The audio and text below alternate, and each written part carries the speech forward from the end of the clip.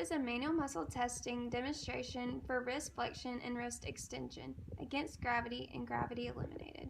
For both manual muscle tests, we will prompt the patient to sit in a chair at a table and ensure the patient demonstrates good posture. For wrist flexion against gravity, the patient will start with her forearms supinated towards the end of the table to ensure her wrist can move through full range of motion. Instruct the patient to bend her wrist towards her. Be sure the patient's forearm is stabilized on the table.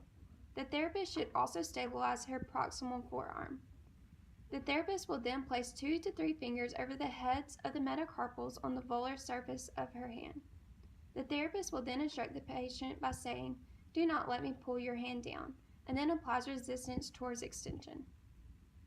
The therapist will then use her clinical reasoning to grade the strength of her flexor carpi radialis, palmaris longus, and flexor carpi ulnaris.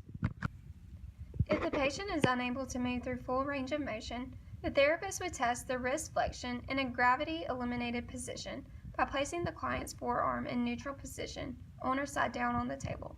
The therapist would then instruct the patient to move through wrist flexion by saying, "Try to bend your wrist forward." The therapist would then use her clinical reasoning to decide if she should apply minimal resistance and then grade accordingly. For wrist extension against gravity, the patient will start with her forearm pronated towards the end of the table to ensure her wrist can move through full range of motion. Instruct the patient to lift her wrist backwards as far as she can towards her.